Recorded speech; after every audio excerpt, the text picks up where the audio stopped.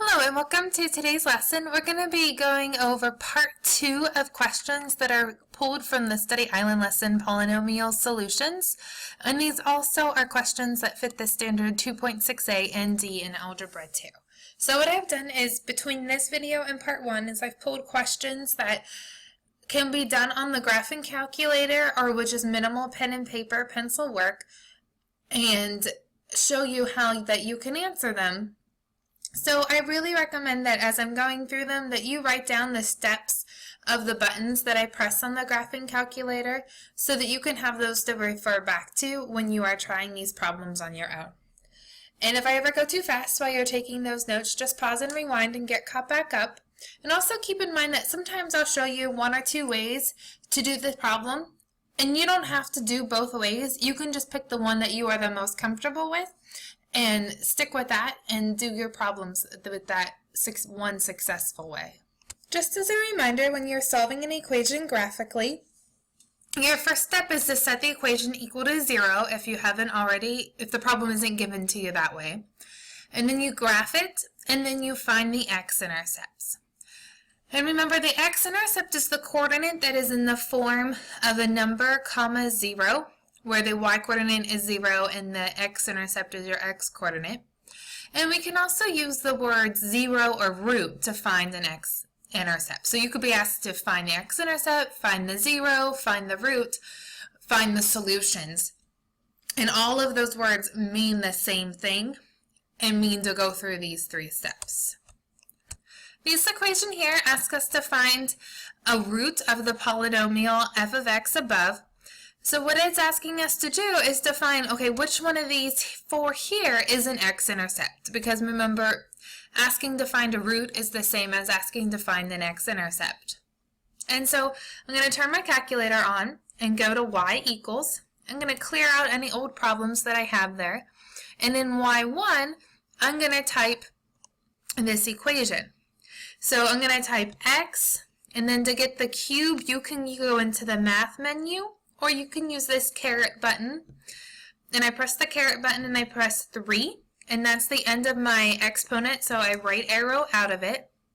And then I press 3x squared. And remember, I'm getting my x here from this button right beside alpha. Minus 10x minus 24. And then I'm going to go ahead and graph it.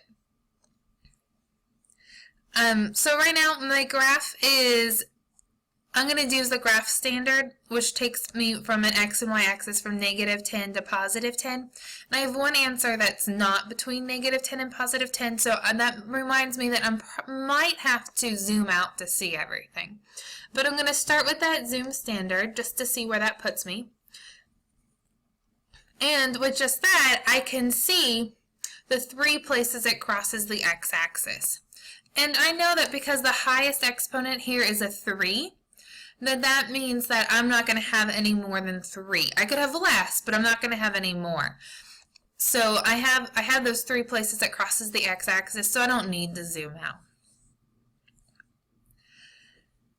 And so here, I know that because I did the zoom standard window, that every tick mark represents a unit of 1. So I can count and kind of estimate which one of these might be the answer. And so if I count from 0, I have 1, 2, 3. 3 isn't listed here. And then if I go backwards, though, I have -1, -2. -2 isn't listed. -3, -4.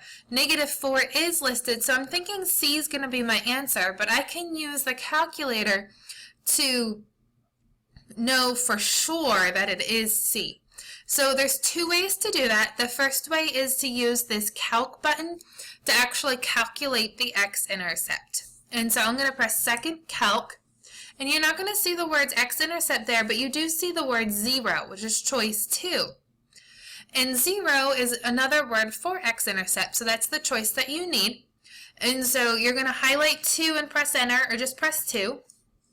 And it's going to first ask you to put the cursor to the left of the x-intercept. And so that means I need to have it somewhere floating here. So right now it's at 0, where x is 0, so it's down here somewhere. So I'm going to use my left arrow, and it's coming up here. and coming around, and then once it gets below here, it's to the left of that x-intercept. So I press enter, and now I'm going to use the right arrow to move it to the right and press enter. And I know that I got it on the left and the right because these arrows are pointing inward. And then the next question here says guess, so that means I'm going to move it as close to possible to the x-intercept and press enter. And so there, it puts the cursor right on that x-intercept, and it tells me that that coordinate is -4, 0. So that means that tells me without a doubt that that x-intercept is -4, and C is going to be my answer. The second way that you can do this problem is using the table feature. So if you go to second table and look at -4, -4 has a 0 across from it. So that means -4 is going to be a root. It's going to be an x-intercept. And so that's another way for you to see that C is the correct answer. So this question here gives us this expression, 3x cubed plus 33x squared plus 30x minus 216. And it tells us two of the factors of this polynomial above are x minus 2 and 3x plus 12. And it wants to know what is the third factor of the polynomial. Well, remember, factor means part of a multiplication problem.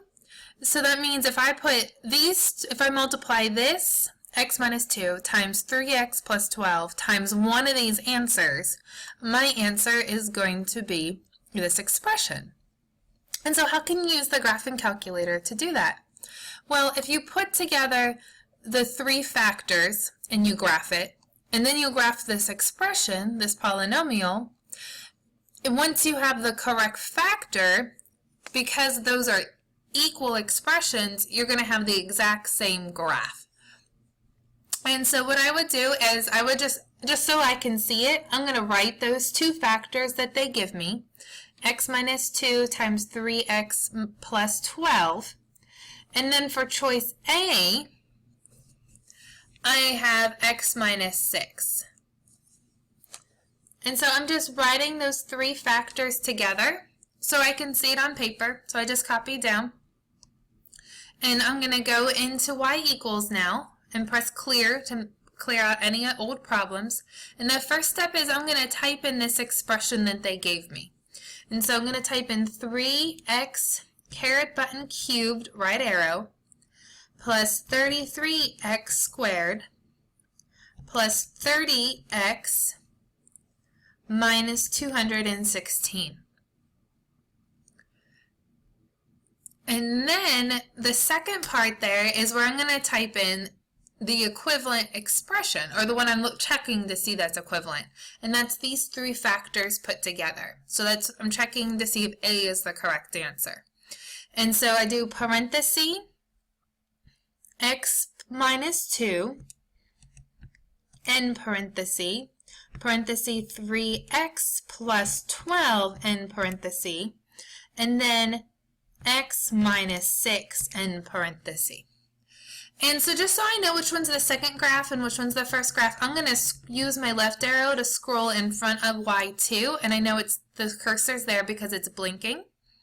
And instead of having this one graph as a skinny line, I'm going to press enter once, and that's telling it now to graph as a thick line. So now I'm going to go into zoom and do zoom standard, and that's going to have it graph, and that skinny line there is my first graph. And then that thick line is my second graph. And so I can see that the thick line overlapped two parts, but not that beginning part. It graphed over here instead. So it's not the exact same graph. That's not going to be my answer. So I go into y equals and I try again. I'm going to leave this first one alone. But in y2, instead of that last factor being choice A, I'm going to delete it using this delete button here and type in choice B. So I'm going to type parenthesis x plus 6, end parenthesis. And then it's already has the skinny and thick graph, so I'm going to do zoom standard and have it graph again. So there goes my first graph, the skinny line. And here comes my second graph, the thick line. And so once again, it overlapped part of it, but not all of it. Here's some skinny and here's some thick. I didn't overlap this part here, so that's not going to be my answer. So I tried choice C. So once again, I'm going to go into y equals, scroll down to y2, and delete off the last part. And now I'm going to type in choice C for that last part. So I always keep the 2 it gave me in the problem and then just change the last parentheses. This time it's x plus 9 in parentheses. And then I go ahead and press zoom standard again to have it graph. And there comes my first graph, the skinny line. And here comes my second graph, the thick line. And this time it graphed exactly over top of both of those, of all 3 parts. And so that means that that graph is exactly the same as the answer and the question. So that means C is going to be my final answer. For our question here, we're looking at polynomial division. So it gives us this division problem with polynomials, and it asks us which one is the quotient, which means which one is the answer. Quotient means answer to a division problem. So just like the last question, the problem here and the answer, the graphs are going to be exactly the same. So the biggest trick here is to know how to type this into y equals. And so just remember how in elementary school when you had 2 divided by 67, that was equivalent to 67 divided by 2 written this way. We're just going to have to rewrite this instead of being in this form, in this form. And I always think it's good to use parentheses around the beginning and the end part, just so the calculator doesn't get confused. So I'm going to go into y equals and clear out everything from my old problems. And I'm going to type what's underneath the division symbol first. So it's going to be 21x caret button 4 right arrow plus 42x caret button 3 right arrow minus 21 or 28 x squared. And then, like I said, that needs to be in parentheses. So I forgot the parenthesis at the beginning, so what I'm going to do is I'm going to scroll all the way to the beginning where the 2 is and do, this says insert, INS stands for insert, so second insert parenthesis. And that's just how, if you forget something, that's a trick that you can do. And then I'm going to do divide, parenthesis, 7x squared, and parenthesis. And so that's the division problem. I have that typed into y1. So now into y2, I'm going to try choice A to see if that has the exact same graph as y1. So I'm going to do 3x squared plus 4x minus 6. And so now I have A, and I want to be able to tell the difference between the 2 graphs. So I'm going to scroll until the cursor is blinking right in front of y2 using the left arrow. And once it's there, I'm going to press enter once. And so now y1 is going to graph as a skinny line, and y2 is going to graph as a thick line. So I'm going to press zoom standard. And there comes my first graph. It's nice and skinny. And it's still working. And there comes my thick graph, and I can see they're really close, but they're not exactly the same. So that means A is not going to be my answer. So I'm going to go into y equals, scroll to y2, and type in my new equation, choice B. So when it's typed in, it looks like this, and it's still the skinny and thick line. So I'm going to go and press zoom standard, and it's graphing, it's working. And there comes my skinny graph, my first one. And it's still thinking. And here comes my thick one, my next graph. And so those are totally 2 different graphs, so B is not going to be my answer. So I'm going to go back into y equals, down to y2. I'm going to clear it out and type in C. So when I type it in, choice C, this is what it looks like, and I changed this to a thick line so I know the difference. And so I'm going to graph that using zoom standard. And here comes my first graph of the skinny line. And here comes my second graph, the thick line directly over top, so that means C is going to be my final answer. Thank you for joining us today, and I hope you learned something.